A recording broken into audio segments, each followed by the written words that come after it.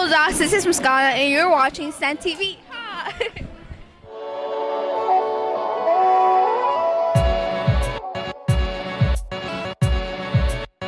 Welcome to Senn TV Season 3, Episode 21. On today's episode, the Spring Music Concert. Senn celebrates Arbor Day. Our country mourns following another school shooting. Miss Andrew and Nate Unger get stopped by the fashion police. A debate on the NBA Finals.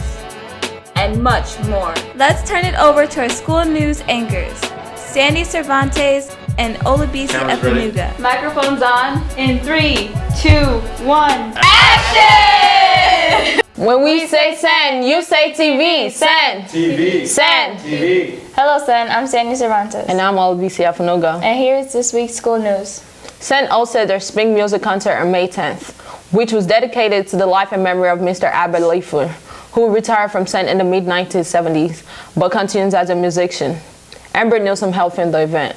Let's take a look.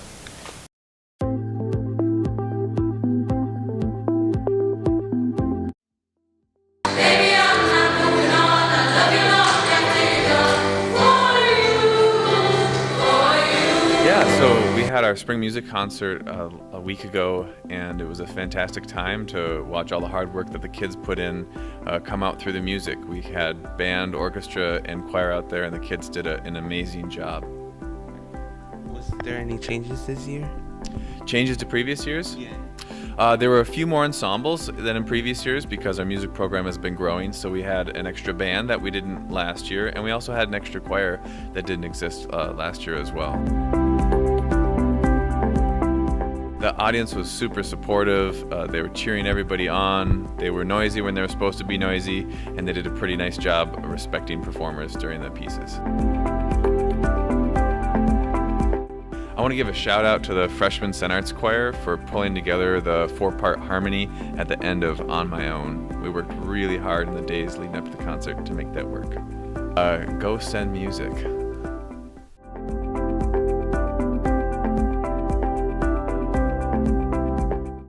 Senn Science students hosted an Arbor Day celebration in front of Senn on Friday, April 26th.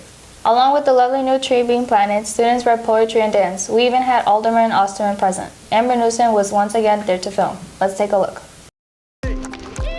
Arbor Day is a holiday in which individuals and groups are encouraged to plant trees. Senn hosted its very own Arbor Day, Friday, April 26th in the front of Senn. Celebrate trees, don't cut them down, they're very important, and yeah, that's really it.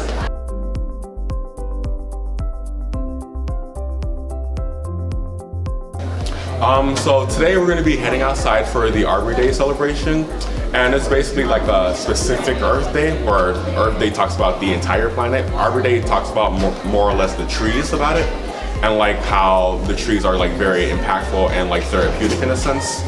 And it's just a celebration of trees, most likely.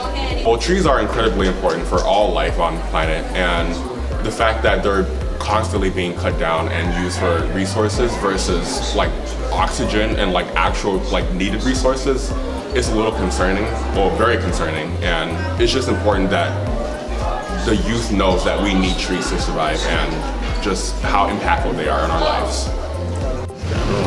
I think that I shall never see a poem lovely as a tree whose hungry mouth is pressed against the earth's sweet flowering breast.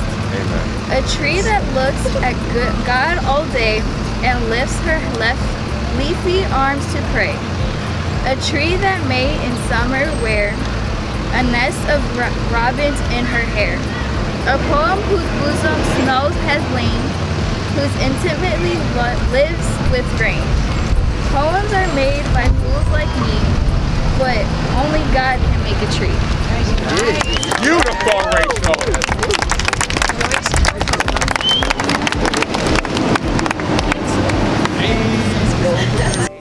Steve Mice, a volunteer from EESP, was here to see the plantation of Unger, our new tree. 1 million trees in Nebraska.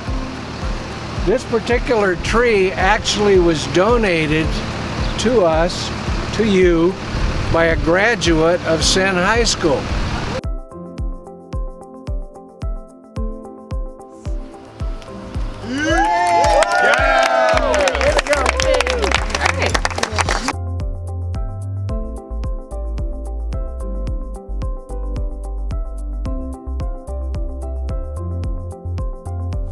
Chicago artist Rich Alapak, who came up with the #WeAllLiveHere campaign, spoke at Senn on April 30th to tell us about the art project that's going to be constructed in Senn soon. Let's get a recap of this inspirational assembly. Hey, I'm Rich Alapak, and I'm the founder of We All Live Here.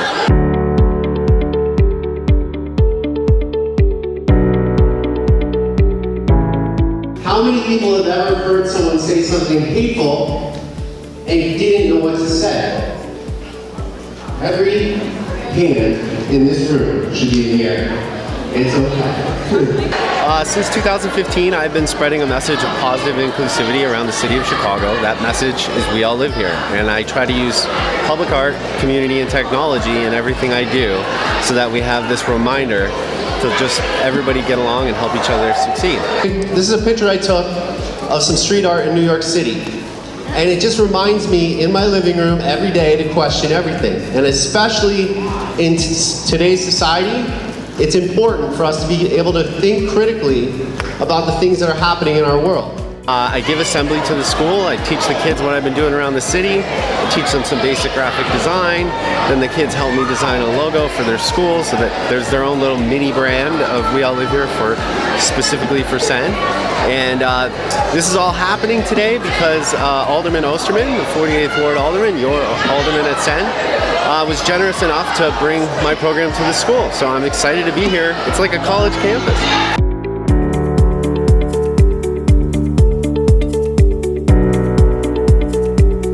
All right, let's turn it over to our current event correspondent, Dabla Sher and Aisha Yusuf. Ladies, what's going on in the world today?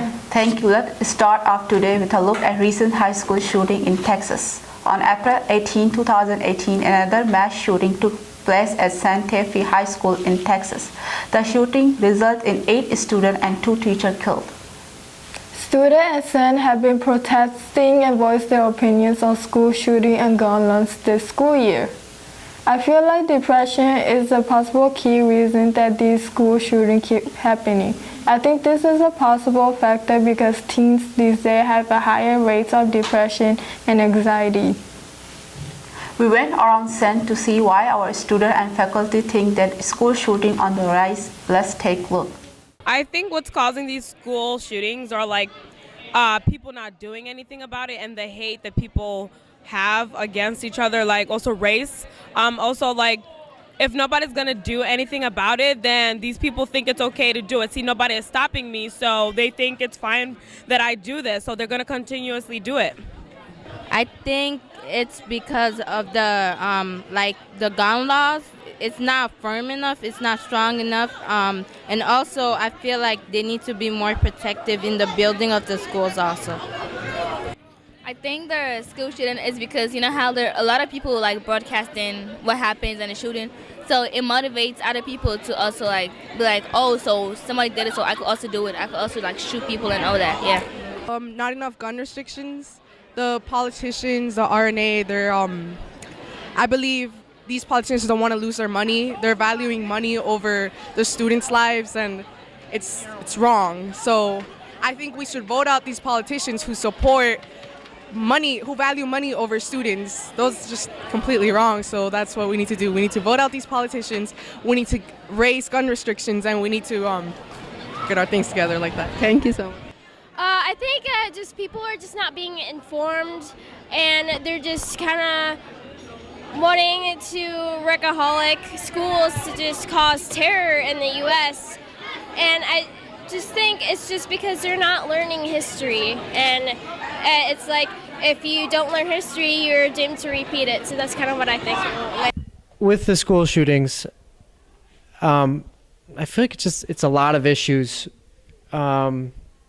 I think gun culture in the United States is a big part of things, and that we've almost become rabidly, not we, but a lot of people in the United States have become rabidly opposed to any type of anti-gun legislation, and there's just kind of a glorification almost of guns and gun violence and self-defense with firearms.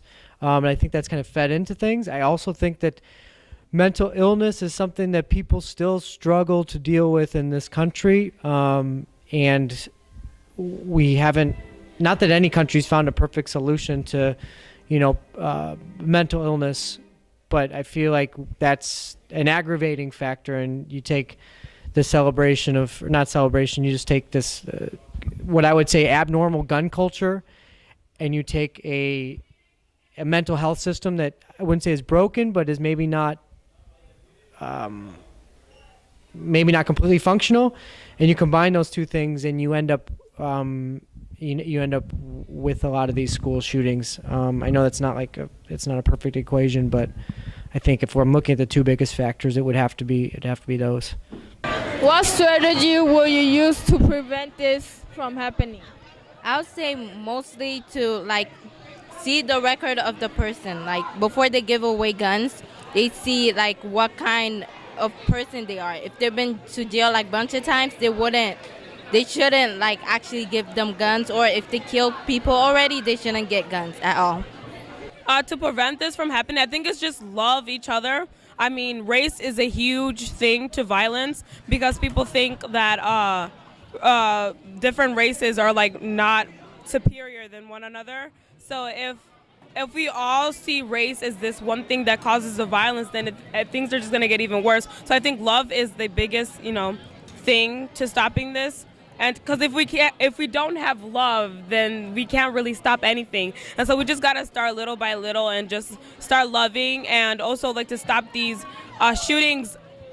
The president or the government has to do something about it. I mean, we are going to continue marching like we always do. We're going to keep on starting to prevent this, have our voices heard to say that this needs to stop because this is not the way we want to live. I think we should just report it, and then I think we cannot stop showing it on television, but I actually don't know how we're gonna stop this, but I think it should be there should be more security in the school. Our school system, it has a thing where you pass through and then everything passes. Yeah. So yeah.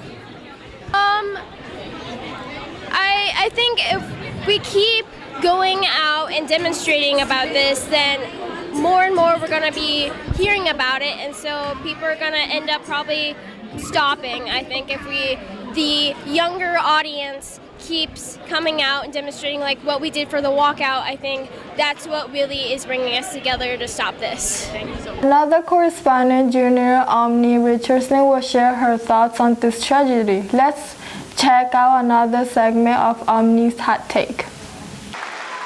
Your Second Amendment rights are under siege, but they will never, ever be under siege as long as I'm your president.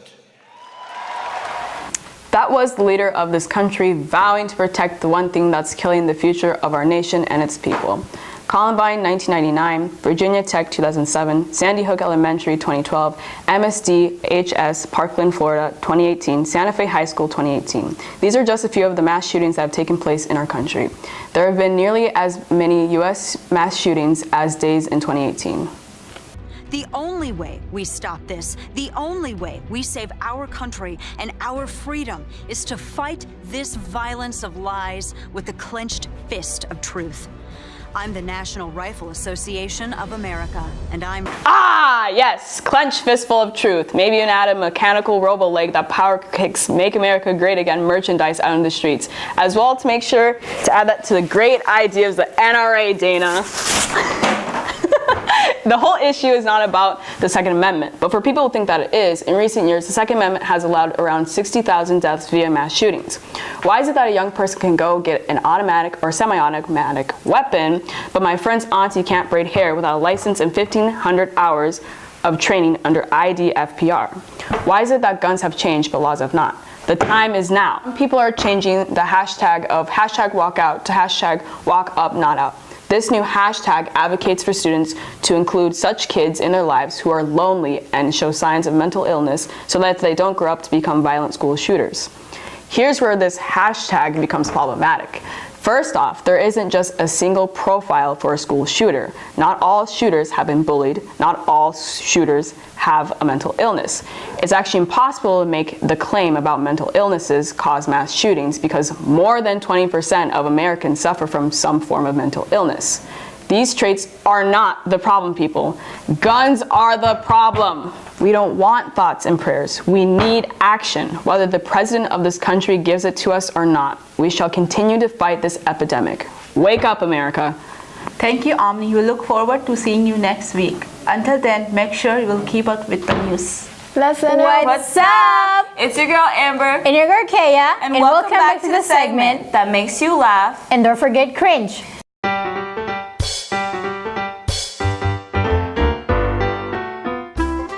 We are your number one entertainment anchors. Woo! Yeah, okay. No, okay. Anyways. Okay.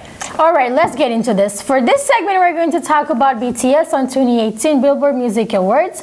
Last year, BTS won Top Social Artist Award, and this year they won it again. That's twice in a row, guys. How cool is that? If you don't know who BTS are, they're a South Korean pop band, aka K-pop boy band, who are globally popular, and their fans are called ARMY.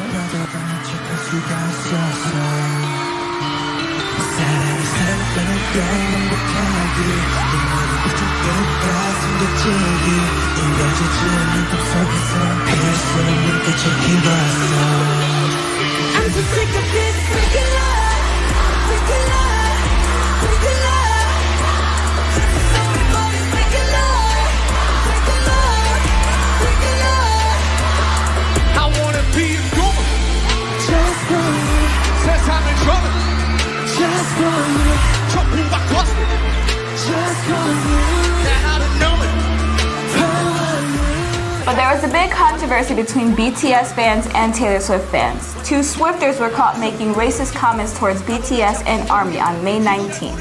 One of the ARMY posted on Twitter about BTS' new song, Fake Love, getting the most viewed music video within 24 hours.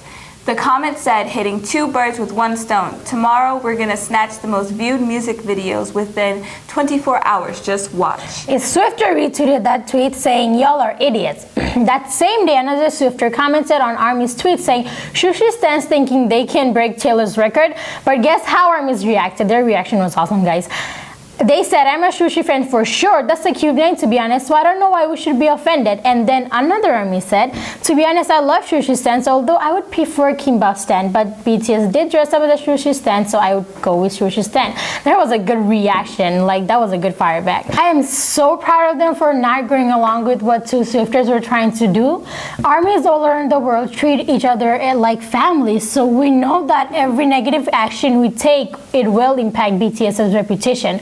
We're not saying that all Swifters are racist, it's just that some fans just want to create a controversy and are looking for attention. I like the fact that BTS fans didn't really take it as a racist comment. They just added on to it and thought it was funny. So I feel like that enlightened the entire situation. But now that that's over, let's pass it on to the fashion police. Wee you, wee you, wee you, wee you, wee you.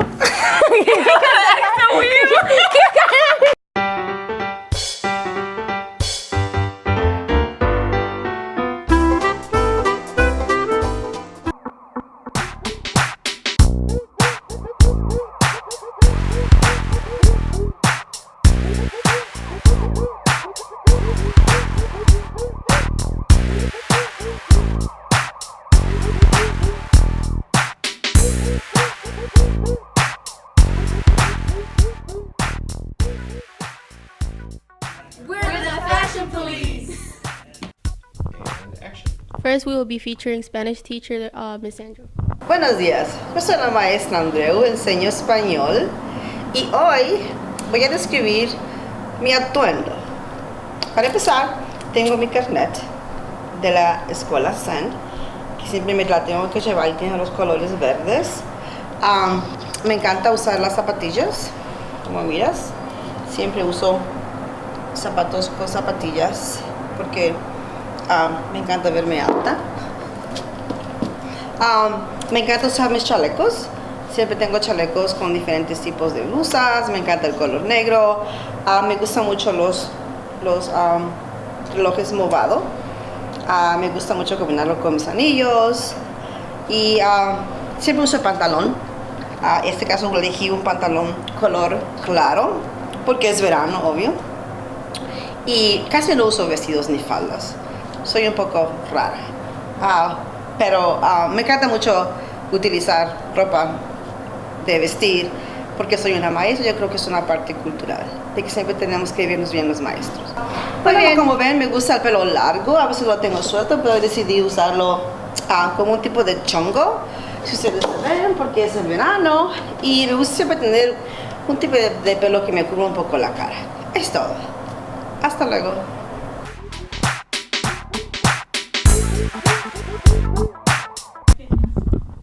I feel like the vest suits her. She does wear a lot of those, which I think like it looks good on her with the clothes that she wears, and sometimes like with the shoes as well, because she wears boots at times. They look nice. About the hair, I like the hair like that.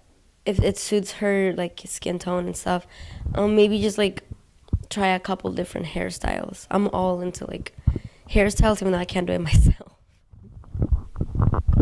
I think Miss Andrew is the only teacher that knows how to dress besides like Mr. Lev. And her shoes, you can't see them there. But she always wears heels. She said that she likes to look tall because like, I guess she's short. I don't know, because she's always wearing heels. So like, but like she wears really nice heels, and she has like 100 pairs. Like she has a different pair of heels every day. So I like them. I like how she dresses. I think it's good. I like the heels too, because you know she is kind of short without them. And I understand that part about like wearing heels.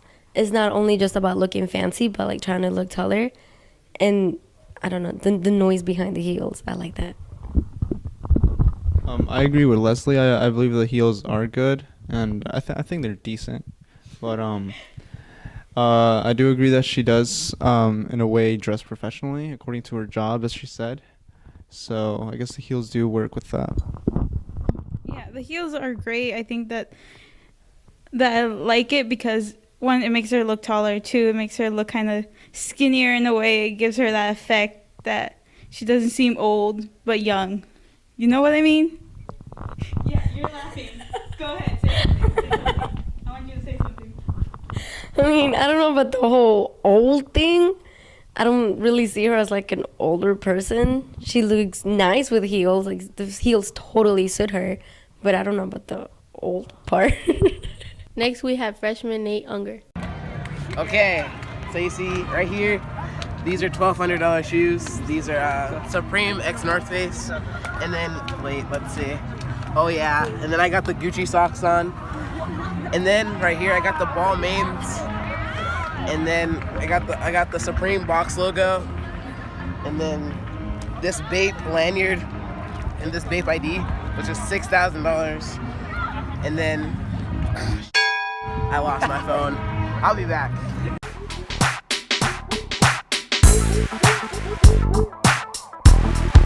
Okay, let's start with his face expressions. Look at that. So his whole interview is kind of like a funny, hilarious thing, and I pretty much like that a lot. And he does like have a good style. Like, I'm not even gonna lie. No, he doesn't. Nate does not know how to dress. He's always got those beat Converse, those ripped jeans. I don't think he bought them like that. And then his little shirt or whatever. And then, no, he doesn't know how to dress. I like his socks though. He has cute socks all the time. Illuminati socks. This is nice. Yeah. I like the comic book. Look, it's Captain America. You can't go wrong with it. I'm a nerd of comics, so like, I know him. I know him. It's hard to find some that are decent, and he clearly has a favorite, obviously. And that might be his superhero. He might look up to him. We don't know, okay? You gotta respect that. I respect that, but I wonder how he would look dressing a little bit better, like fancier sometimes. Like that's a thought, because what if he comes in with like a ripped jeans and then some fancy shirt? Yeah. Overall, I do like how he's dressing. Like, it's everyday thing. It's loose, it's whatever, it's no big deal. And I like that. I like the loose. I like the showing his style and just like whatever. It's just a regular day at school. He's not trying too hard. Yeah, but his shoes, Converse, that's like a typical thing that people wear. Like, I'm wearing them today. Like, it's a thing, you know? But he's doing all right. It can improve though.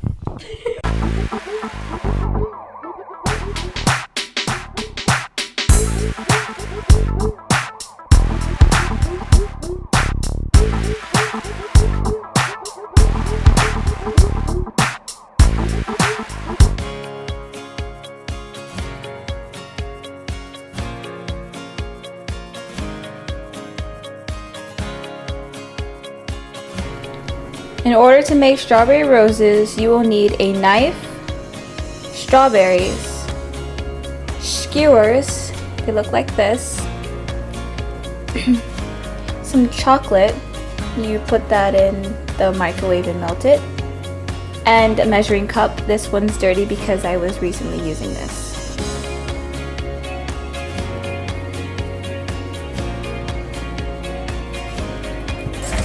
Just so they're nice and clean.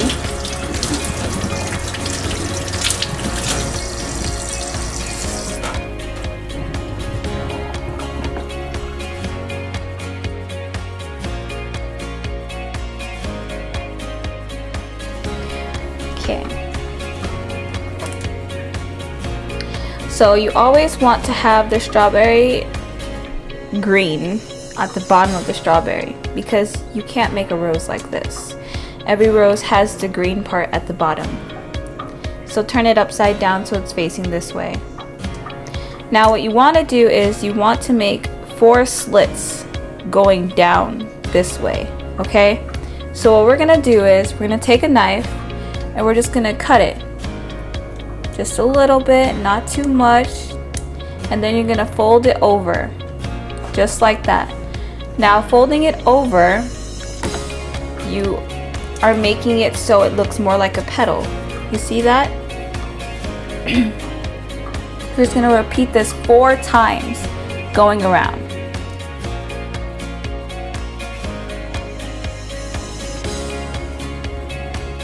Okay, now it's going to look like this. This is what it's going to look like. That is the base of the rose. You're going to make 4 other slits from here, here, here, and here. Those are the 4 slits. Notice that they're where the openings are. You don't want it to put it here yet, okay? Where the openings are. So now we're going to start by cutting. Just a little bit because you don't want it to fall off, okay? Now remember, you got to continue to fold it so it looks more like a rose. Has the texture. You're just going to repeat that for all 4 of them. Remember to fold in.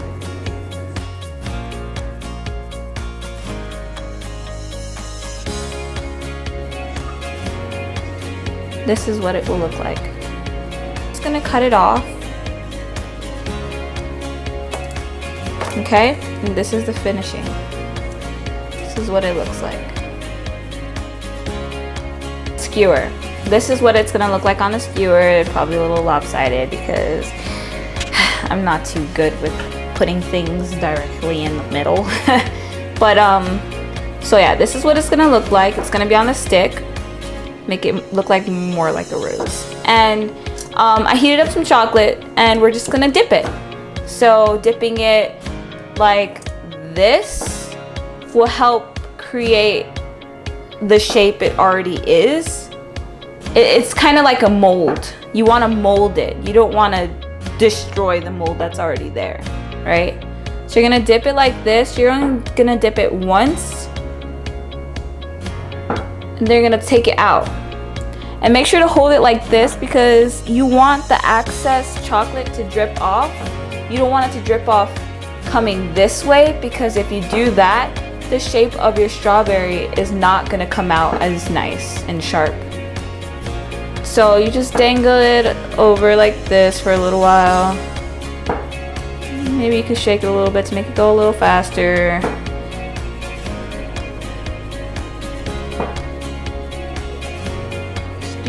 doohickey. This is what it'll look like.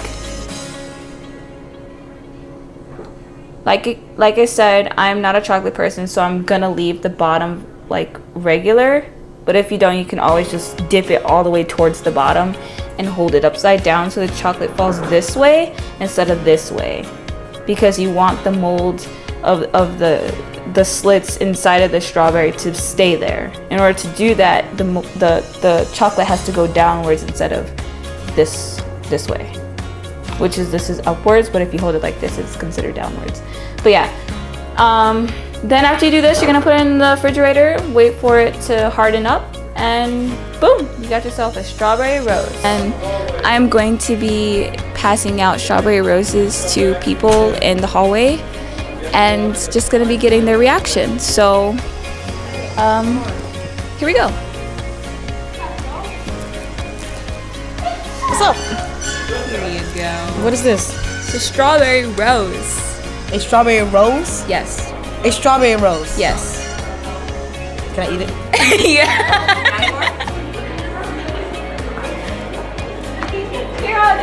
Thank you, Amber. Oh my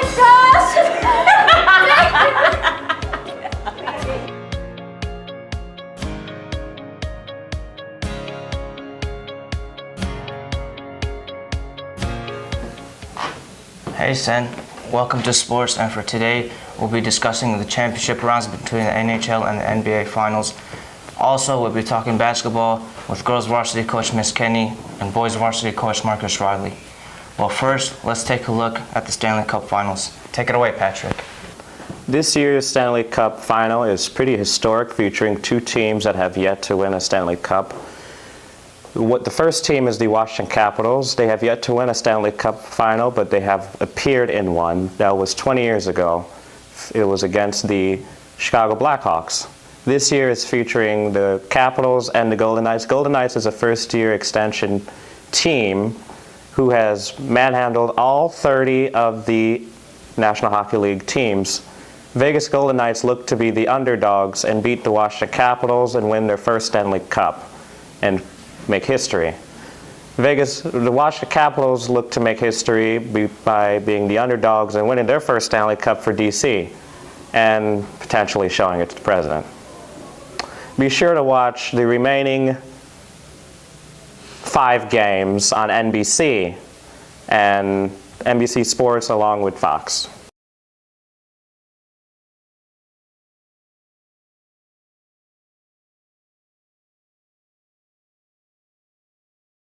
I would say yes. The Capitals are going to be able to figure out Marc-Andre Fleury. In Game 1 last night, I actually didn't think Fleury looked that great. He looked very over-anxious almost. I think Fleury's had the playoffs of his life.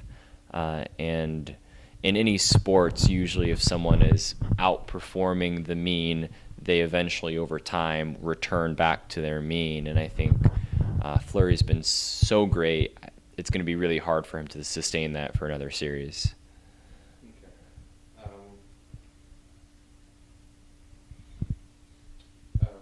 Will Vegas's depth step up when needed, or will the Capitals' depth step up? I would have more faith in Vegas's depth over the Capitals' depth. Last night, Vegas's fourth line had all 3 of their goals in the third period. That turned a 4-3 deficit into a 6-4 win. And they've consistently produced throughout the playoffs. Vegas, because when they basically drafted a bunch of guys who were traditionally third and fourth line players. So they don't really have like a true top line, but they also don't, because of that, have like a really true fourth line. They've got 4 very good lines that can just play and play and play. And Vegas rolls all 4 lines consistently. So I have more faith in Vegas's depth than the Capitals' depth. If so happens that the Washington Capitals win the Stanley Cup, who will get to lift the Stanley Cup second after Alex Ovechkin? If Washington wins the Cup, after Ovechkin hoists it, he's going to pass it right on to his goalie, Braden Holtby. They had a hilarious press conference after they won Game 7 of the Eastern Conference Finals. they've got a great relationship, and Holtby has been one of the guys for Washington who's really stepped right up and helped get them to where they are. Alrighty, last question. After witnessing the,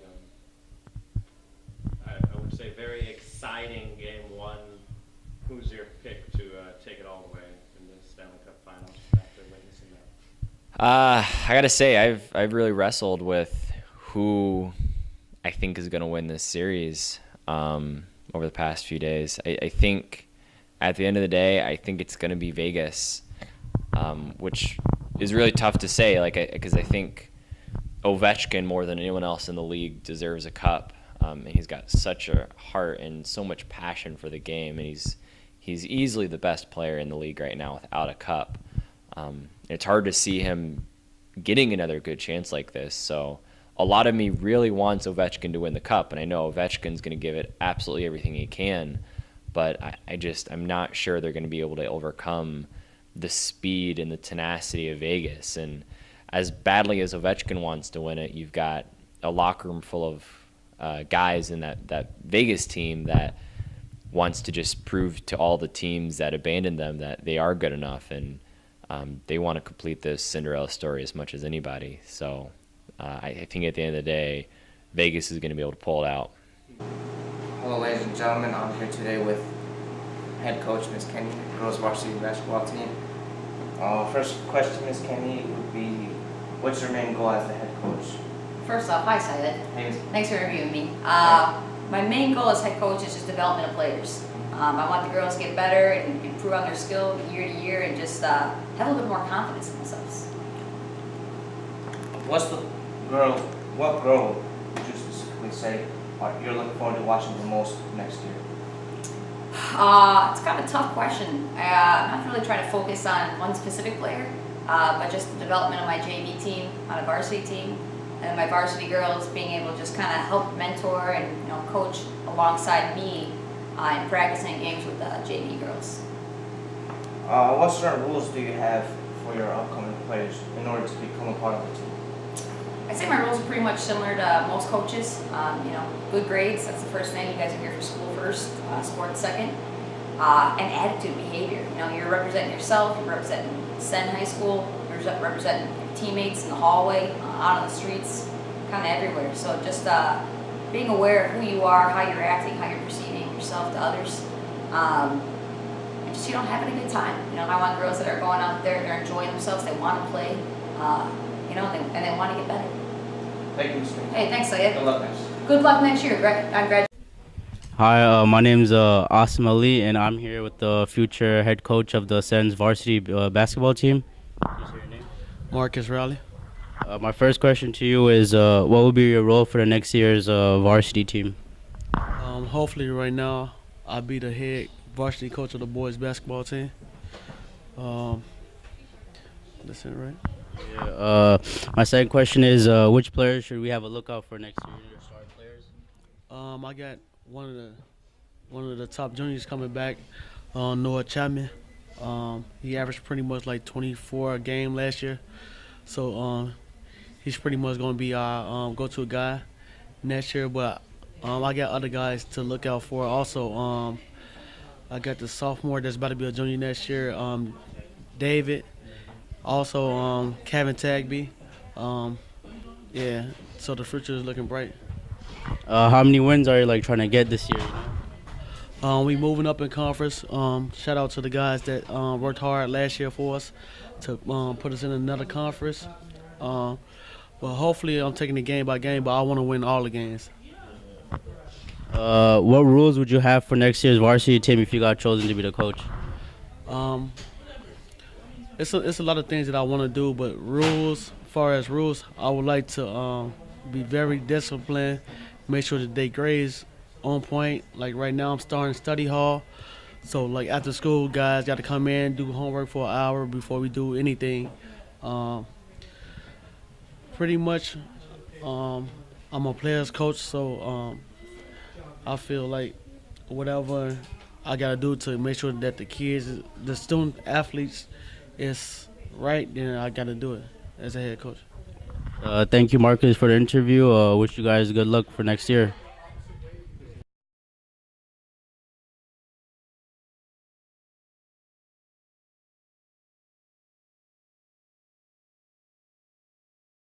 I'm Patrick Williams, your debate monitor for the Cleveland versus Golden State debate. My name is Asim Ali. And my name is Saeed Mohammed. All right, our first question for the debate is, who's the best player this year in the NBA Finals? I feel like the best player in the NBA Finals would be obviously the man LeBron James, since he's been doing this thing for 4 years.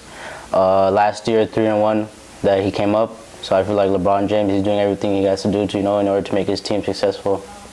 No way. I think it's LeBron. I mean, not LeBron. I think LeBron is out of Curry's league. It's Curry. Curry's the best. The only thing Curry got on him is only shooting, and I don't think that's really shows how a player is perfect. Curry's a better playmaker than LeBron. Nah.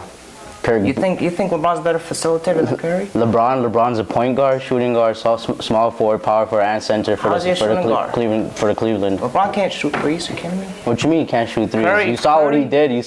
Curry has developed the game like nobody else. You saw what he did versus Boston Celtics versus Cleveland. Nobody in the game of basketball has ever had a game like Curry. No, you're lying now. His skill set is in a level that we can't even speak of. Reggie Miller never did this. Michael Jordan never did this. He never shoots. Michael Jordan had Dennis Rodman, Scottie Pippen. That's the big three for like Bulls. Yeah, I know that. I'm sure. So look. Who does Curry have this year? He has Curry, Klay Thompson, Draymond Green, Kevin Durant. Who does LeBron have? I mean, you can't count Draymond. Now our next question. Who will be the X factor for both teams, meaning underdog? Can you introduce that question again? Kaya, you got a 1 minute timer? Yeah. As soon as Patrick's done introducing it, we'll just have a little dissolve cut there. And Patrick, you can ask the question now. Who will be the X factor for both teams, meaning underdog? Jeff Green is the underdog and the X factor for Cleveland. He has to be consistent. He's never consistent. He's never been consistent this whole season. But he stepped up in the Boston series in the final 2 games, and that was really key. And that helped Cleveland win and move on to the finals. So he's definitely the X factor.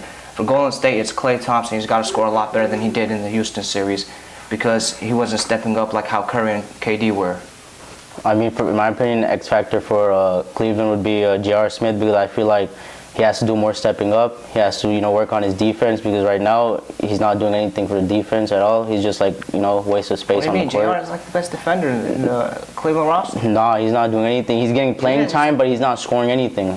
He's turning over the ball. He's turning over the ball. I feel like Jeff Green is better than J.R. Smith, in my honest opinion to you. J.R., he's more consistent. Out of the 2, he's more consistent. Jeff Green behind the line, Jeff Green is good. He can do something at home for Cleveland. Alrighty. Do you guys find it annoying seeing the same 2 teams 4 years in a row in the NBA Finals? Honestly, I feel like it is annoying, because I don't want to wake up every day to the finals and, LeBron James, Stephen Curry back to back, I would like to see, like my home city, like Chicago, at least, No, I don't feel it's annoying at all. I think it's actually great, but this series in particular, this rivalry that they have going on for the past 4 years, it's real annoying, because the rivalry is not as fun anymore as it was before. But I think it's great to have same 2 teams repeat, making the finals appearance consistently, because it creates a rivalry, it creates a clash, and it's a memorable rivalry. A lot of sports fans will start to remember that rivalry because of how long it's been going on and how long. I could say the same thing for Bulls versus Heat. That was a rivalry, but at the same time, people would say it was annoying. That wasn't even a rivalry. They just faced off against each other twice or once. No, in the playoffs it was. It was intense versus LeBron and Derrick Rose. It wasn't necessarily a serious rivalry. But it was during the playoffs. The playoffs are 7 games, so that would be a series. Any playoff rivalry any playoff match can be a rivalry. Alrighty, ladies and gentlemen, this is all for Senn Sports and for your debate. Until next time, Toots Magoots. Did their spring music concert on May 10th, which was dedicated to the life and memory of Mr. Aberlifer. Isn't it Miss? No, it's not. Action. When we say Senn, you say TV. Awesome, see you. When we say Senn, you say TV. Senn. TV. When we say Senn, you say TV. Senn. TV. Senn. TV. Hello, Senn. I'm Sandy Cervantes. And now I'm all the BCF Unger. Why are you laughing? I'm not laughing. I held it together though. Dedicated to the life and memory of Mr. Albert Leifer, who retired from Senn in the mid-1970s but continues as a musician. And Went too fast. You're talking Is it too fast? I think she's talking really fast. It did yeah, sound because really it's going fast. Okay. We all leave your intro, Chicago artist. World today. Great. I'm done. Who gets to call cut? Wait, yeah. Ah, yes. Ah, yes.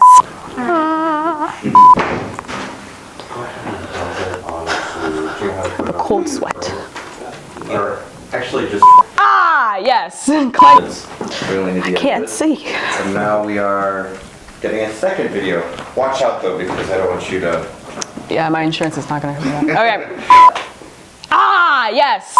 Ah, yes. I really am. I'm gonna pause it.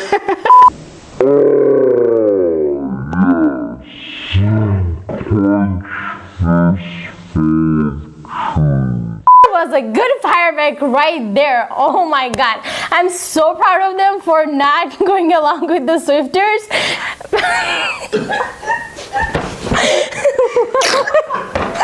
Why? I just snorted. Did anybody else see him going really fast, right? Too fast? It sounds great, ladies. This is really a strong start. A lot of good energy. Ready? If you laugh this, I'm gonna kill you. Alright, let's get into this. For this segment, we're going to talk about BTS. Why? Again? Why? Oh my god. Oh. Ouch, ouch, ouch. Alright, let's do this.